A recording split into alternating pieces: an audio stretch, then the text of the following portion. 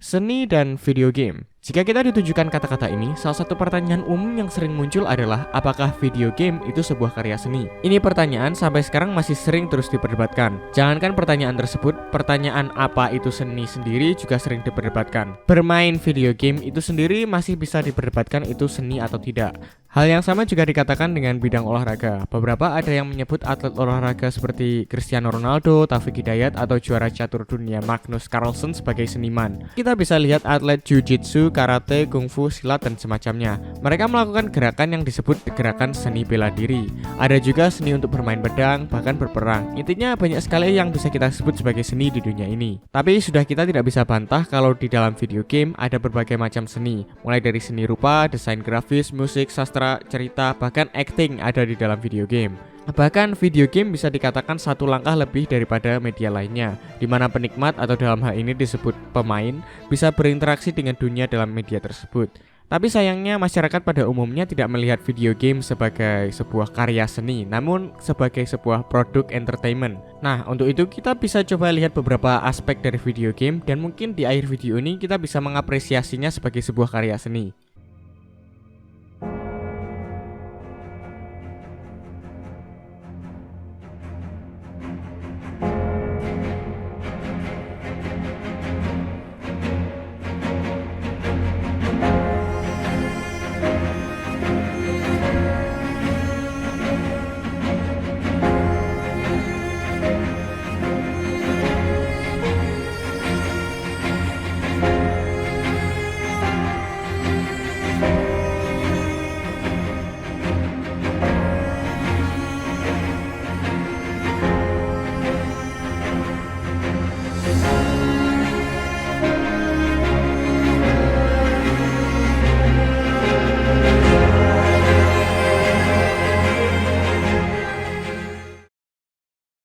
Pertama-tama mungkin kita bisa lihat visual dalam video game. Lagian kita dan mayoritas masyarakat bisa menerima lukisan, patung, ukiran, atau bahkan kartun sebagai sebuah karya seni. Nah, di sini aku tidak bilang tentang grafik sebuah game, walaupun hal tersebut bisa juga menjadi artistik dengan sendirinya. Dan lagian grafik dalam video game juga dibatasi dengan kemajuan teknologi pada zamannya. Untuk visual dalam game, mungkin sebaiknya kalau kita tarik kembali ke era 80-90-an pada game seperti Super Mario, Donkey Kong, ataupun Pac-Man. Jika kita perhatikan pada era ini, seni rupa ataupun visual biasanya hanya digunakan sebagai penggunaan komersial. Perusahaan video game akan membuat box art semenarik mungkin untuk mengait konsumen. Penggunaan box art itu sebenarnya juga penting, atau setidaknya dulunya, tapi kita tidak akan melihat hal tersebut karena itu sudah masuk ke bentuk seni yang lain. Jika kalian sudah mengenal dengan dunia digital art, mungkin juga tidak asing dengan istilah pixel art. Pixel art adalah salah satu gaya dari digital art di mana art atau seni yang dibuat atau diedit ada di dalam level pixel. Dan tidak mengejutkan bahwa gaya art seperti ini terinspirasi dari game jadul pada era 8-bit dan 16-bit di konsol seperti NES, SNES, dan Sega. Aku pribadi sendiri juga sangat suka dengan pixel art. Beberapa game modern yang aku sangat sukai adalah pixel art. Mereka memiliki estetik retro dan simplicity yang mungkin ini agak aneh, tapi memiliki kemiripan dengan gaya seni modern Picasso yaitu kubisme. Apalagi jika kita tahu cara pembuatan pixel art kadang bisa jauh lebih sulit dan menghabiskan banyak waktu dibandingkan lukisan atau artwork biasa. Intinya ini sudah membuktikan bahwa game juga memiliki pengaruh terhadap kultur dari dunia seni. Menyebut game hanyalah sebuah produk entertainment atau mainan, jadi benar-benar mengabaikan serta tidak mempedulikan pengaruh-pengaruhnya dalam kultur kita. Visual sendiri juga menjadi sangat penting untuk mengait pemain terhadap gamenya, karena dengan bagaimana otak manusia bekerja, kita akan secara otomatis melihat sesuatu yang menarik perhatian. Contohnya dengan menggunakan artwork yang bagus. Ini juga mengapa saat membuat poster, buku, ataupun cover album, penting juga diperhatikan bagus tidaknya hal tersebut secara visual untuk menarik perhatian seseorang. Memang ada perkataan jangan menilai buku dari sampulnya, tapi sebelum kita tertarik untuk membeli dan membaca buku tersebut, biasanya yang kita lihat adalah sampul atau covernya dulu kan. Apalagi buku biasanya diberi sampul plastik agar tidak bisa dibuka. Membicarakan tentang artwork, biasanya tema visual dalam game juga seringkali dibasiskan dengan apa yang ada di dunia nyata. Mirip dengan bagaimana seorang seniman lukis yang melihat pemandangan, kemudian ia akan melukiskannya kembali ke dalam sebuah kanvas. Misalnya serangga-serangga yang menjadi karakter di game Hollow Knight. Itu semua juga dibasiskan dari serangga di dunia nyata. Bahkan mobil di Grand Theft Auto juga mengambil inspirasi dari merek mobil nyata, kemudian membuatnya kembali di dalam game. Ya, ini sih mungkin dilakukan untuk menghindari masalah lisensi dengan brand-brand mobil terkenal. Tapi meskipun begitu, ini masih cukup keren. I don't know man, shut up. Dan dalam topik mengambil inspirasi dari dunia nyata, ada satu franchise video game favoritku yang banyak mengambil inspirasi dari kultur dan budaya manusia di seluruh dunia, yaitu Shin Megami Tensei. Menjelaskan keseluruhan dari Mega Ten franchise akan butuh waktu yang panjang. Dan aku serius, aku bisa menjelaskan selama 3 jam dan itu sendiri mungkin juga masih belum cukup. Tapi intinya Shin Megami Tensei atau Megami Tensei adalah franchise video game di mana pemain mengumpulkan setan dan bertarung melawannya. Kalau ini terdengar tidak asing, mungkin konsepnya terdengar seperti Pokemon. Dan Megami Tensei pertama kali rilis 1987, jauh lebih dulu daripada Pokemon atau game monster lainnya. Kembali ke topik, setan yang ada di game ini dibasiskan pada makhluk yang ada di dalam mitologi, legenda, dongeng, kepercayaan, dan juga agama yang ada di dunia. Kita punya makhluk seperti Pixie, Cerberus, Slime, Centaur, dan semacamnya. Selain itu ada juga dewa dan karakter mitologi dari berbagai kultur. Ada dari mitologi Nordik seperti Thor, Loki, dan Odin.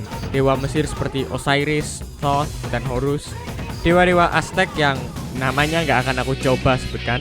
Ada juga dewa dan karakter Hindu seperti Raksasa, Vishnu, Shiva, Parvati, Krishna, dan masih banyak lagi. Dan aku ingin buat poin tentang hal ini. Banyak orang sering bilang Pokemon adalah game yang satanik atau apalah. Megaten nggak ambil pusing.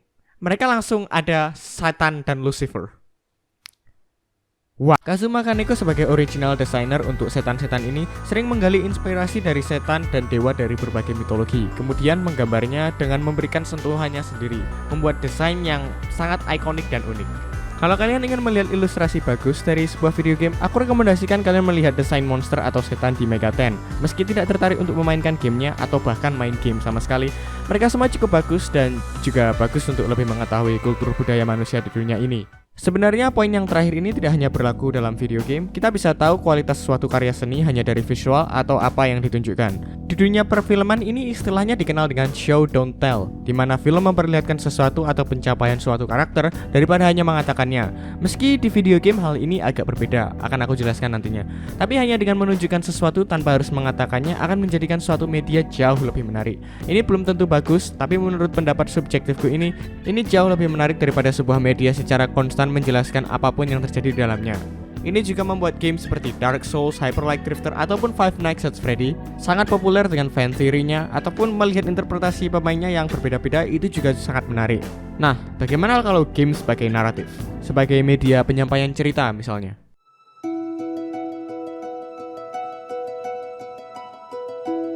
Video game sebagai naratif. Beberapa game mengambil konsep atau tema dari masalah di dunia nyata. Salah satu contohnya adalah game indie Paper Please.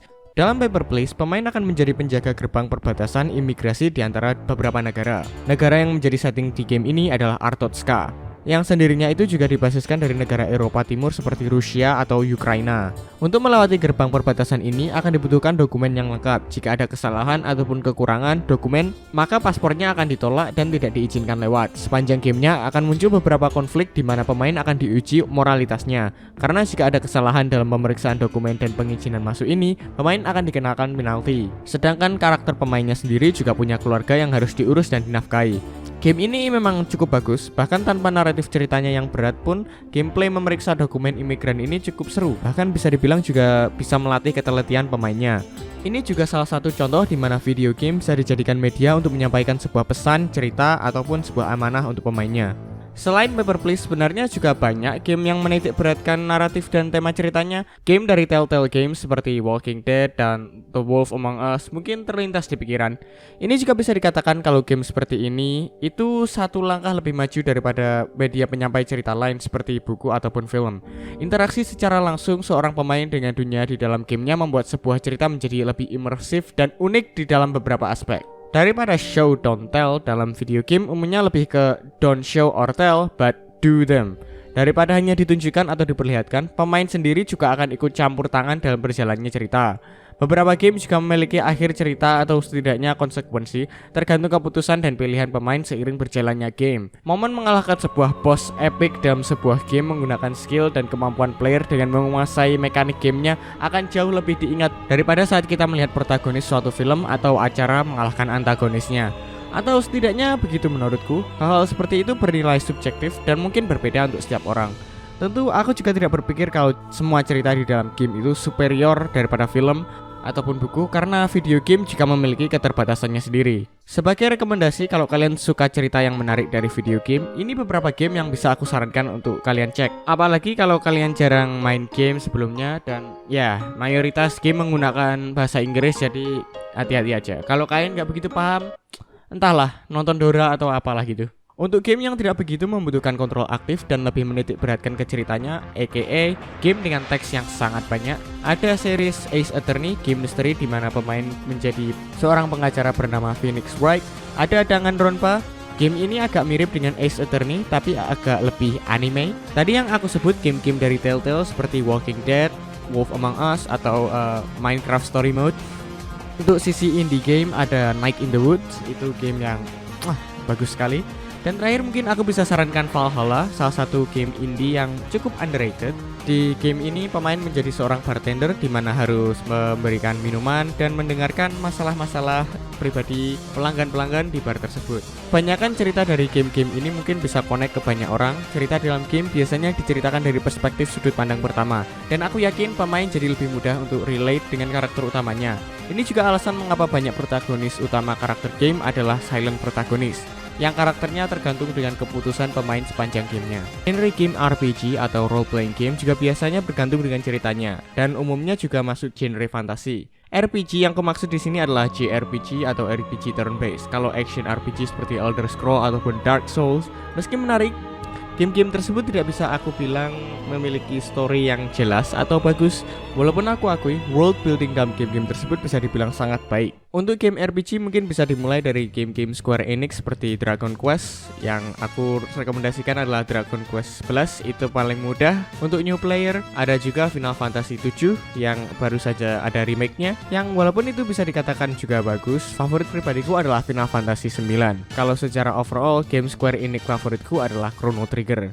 Dari sektor game indie pun juga ada, contohnya Undertale, Lisa, dan Disco Elysium. Setidaknya itu yang sudah pernah aku mainkan.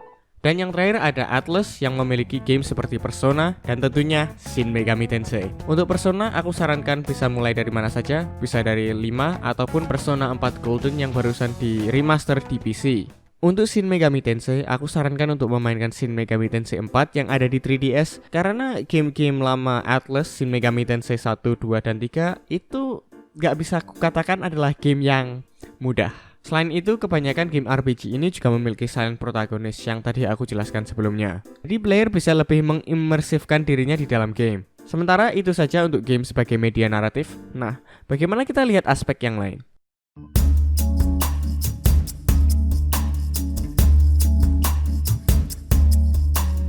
Beberapa aspek video game yang mungkin bisa kita lihat atau dengar adalah musik.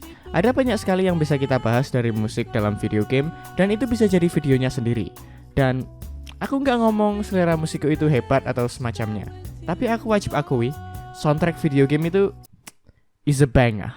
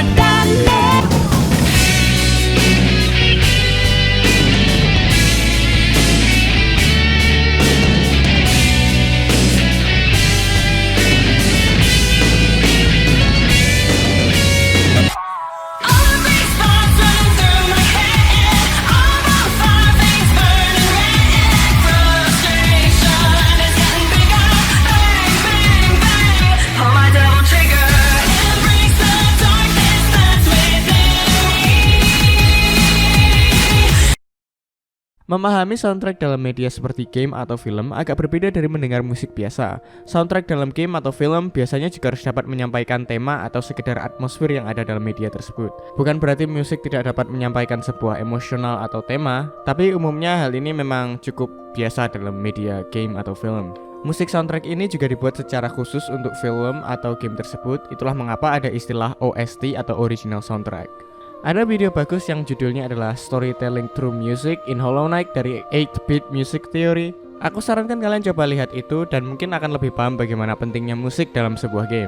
Aku juga nggak ngomong kalau soundtrack ini sangat fantastis, itu topik subjektif. Selera tiap orang berbeda-beda. Tapi dari yang aku dengar, soundtrack ini jauh lebih bagus dari 99% musik pop generik biasanya. Aku tidak begitu paham tentang dunia musik, tapi aku pikir bahkan jika kalian tidak main game sama sekali, kalian mungkin suka dengan musik atau soundtrack game. Kalau ingin dengar, coba saja lihat di YouTube karena kebanyakan juga tidak ada di Spotify.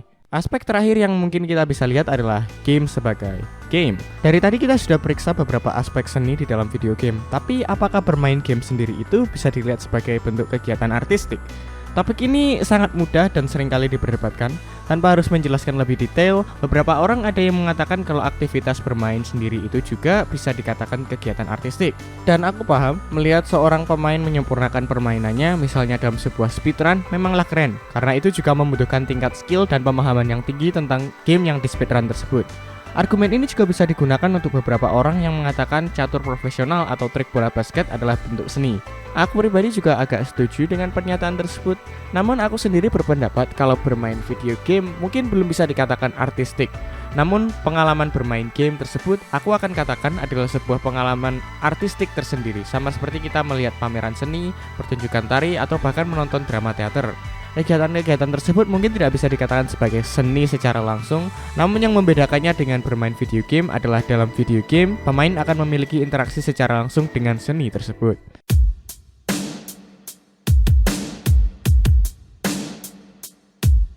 Dari semua hal yang kita bahas dari tadi, bisa dikatakan video game adalah sebuah bentuk seni yang sangat luar biasa. Game bisa terlihat sangat indah, bisa memiliki sebuah cerita dengan karakter-karakter yang sangat menarik, bisa memiliki gameplay permainan yang seru dan membutuhkan skill tinggi, bisa juga memiliki soundtrack yang sangat bagus, atau mungkin semuanya, tergantung gamenya. Yang ingin aku sampaikan adalah orang seharusnya juga melihat video game sebagai bentuk karya seni. Aku paham kalau beberapa orang agak kesulitan menerima hal ini. Itu adalah masalah industri gaming yang sangat dipenuhi dengan banyak sekali praktis bisnis kotor yang diciptakan untuk meraih keuntungan sebanyak mungkin. Tapi itu topik untuk lain kali, jadi tidak akan aku bahas kali ini. Atau setidaknya mengapresiasi dan merespek aspek seni yang ada di dalamnya, karena banyak sekali orang yang penuh dengan talenta dalam industri ini. Dan menurutku bermain game adalah hal yang setidaknya seseorang pernah rasakan satu kali dalam seumur hidupnya. Itu saja yang ingin aku sampaikan. Semoga perspektif kalian tentang video game agak berubah setelah video ini. Jadi terima kasih sudah menonton. See ya. Peace.